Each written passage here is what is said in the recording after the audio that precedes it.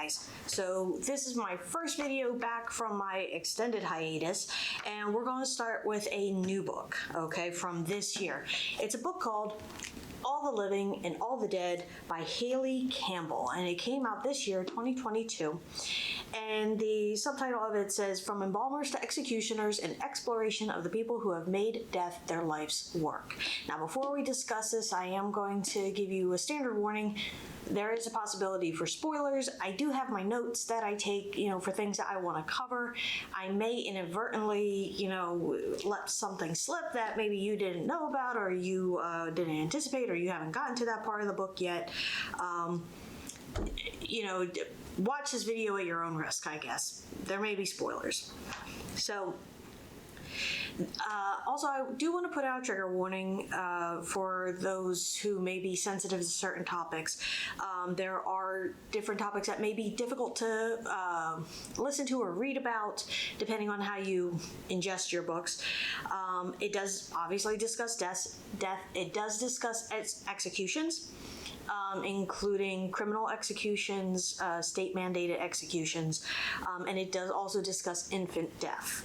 So if you are not comfortable with those topics, or if you are kind of sensitive based on your history, you may want to proceed with caution with this book, because it does get into certain discussions. Okay, so with that, let's go ahead and get started. So the basis of this book, it was written by a journalist who went around and wanted to talk to different people who had experience working in the death industry in different capacities. So not just funeral directors and embalmers, but also autopsy technicians and crime scene cleanup and body donation coordinators and grave diggers, as well as one gentleman who actually is responsible for pushing the button to execute people through the Department of Corrections.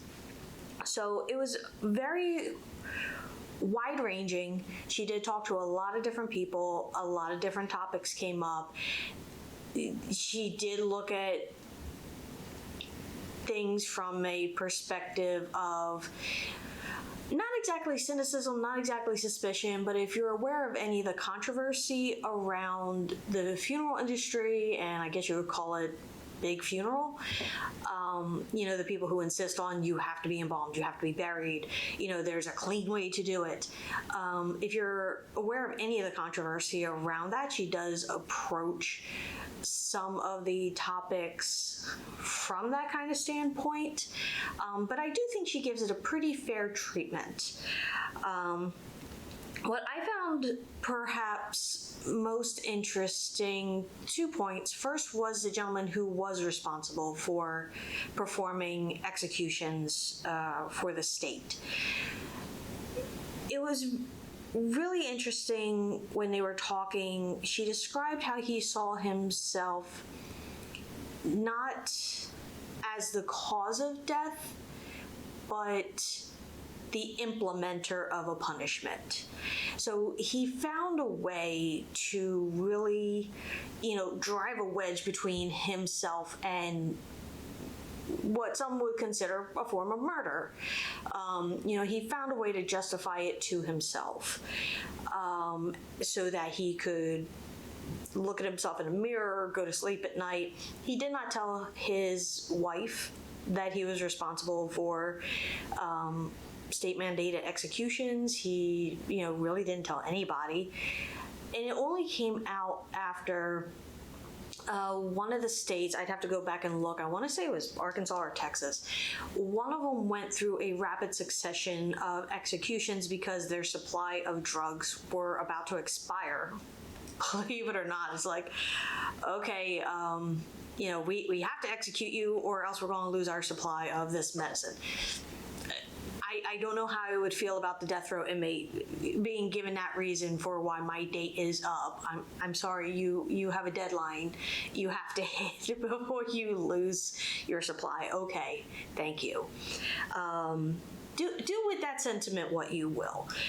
And the only time he really had doubt and thus was willing to step forward to speak against this rapid succession of executions. One of his last executions, or would-be executions, the person was exonerated a few days before their execution date by DNA evidence. So it finally hit him that, oh, I almost executed an innocent man.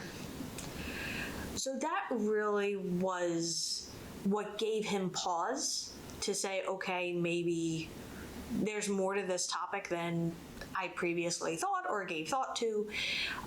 But he really stepped forward also to defend the people who have to or do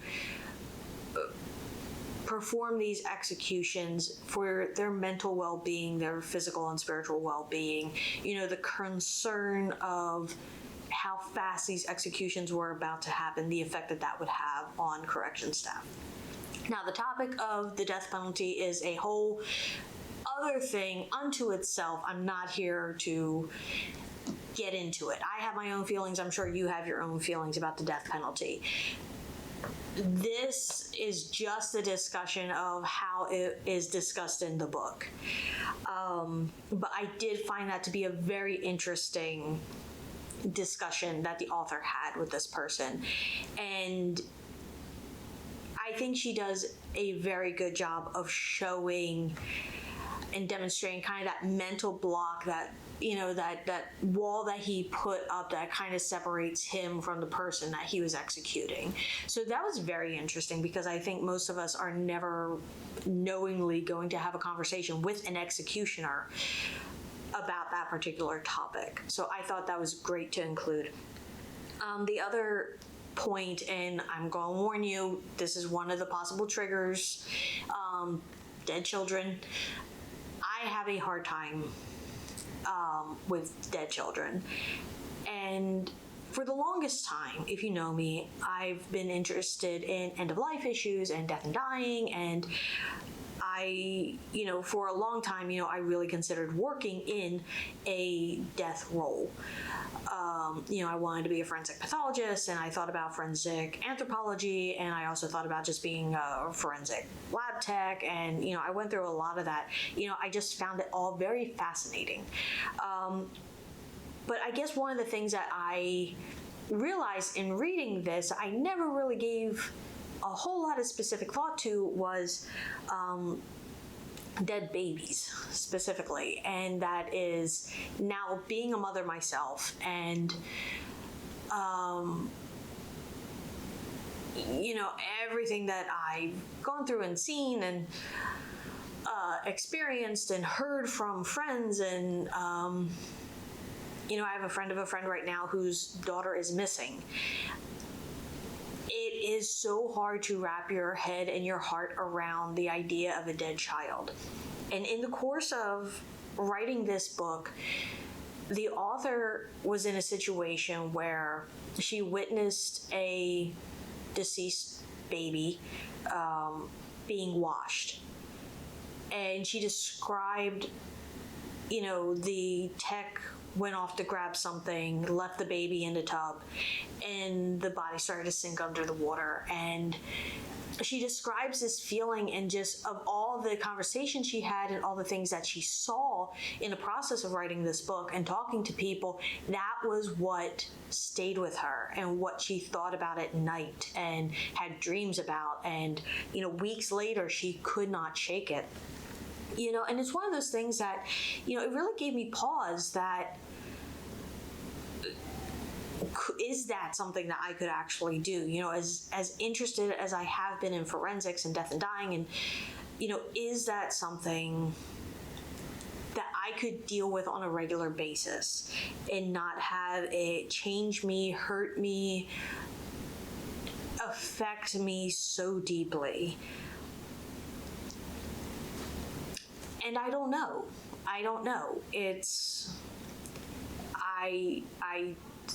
When I go to movies, I know that child murder, child torture, anything hurting a child, I'm not okay with. I mentally cannot do it.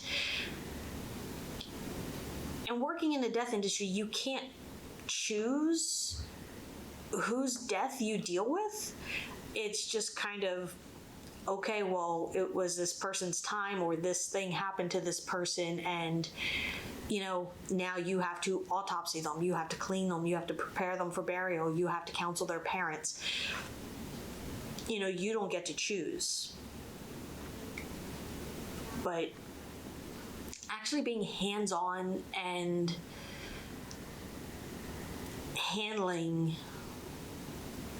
a child in that condition regularly like that, I don't know.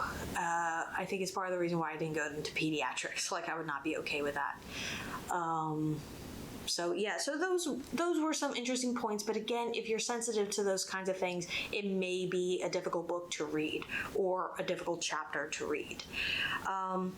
Overall, I do recommend the book. I found it very interesting. I did think it was a fairly balanced view of the different topics, of the different roles that people play, and I felt like it was pretty well complete. She did not go out of her way to portray anyone necessarily as a hero or as a villain. She was very matter of fact. For instance, a crime scene investigator, you can tell he's tired, he's jaded, he doesn't do it, he didn't get into it, and he doesn't do it out of any altruism or any sense of, oh, well, someone needs me to do this and I can handle it. It's it was from money, it was about money in the start, it's about money now, and he's looking to get out of it because he's just tired, and he is jaded, he's tired, he's burnt out, and you can tell that. So she's very matter of fact about things. It was a very engaging writing style. Overall, I did find it a pretty quick read. I think I finished it in about 2 or 3 days. So I do recommend it. So again, All the Living and All the Dead by Hayley Campbell. Question I'm going to have for you guys, put it in the comments. What is one job you don't think you would ever be able to do? So if you haven't already, hit like, hit subscribe. We'll have more videos coming. I look forward to bringing you more books, and I hope you all have a great day.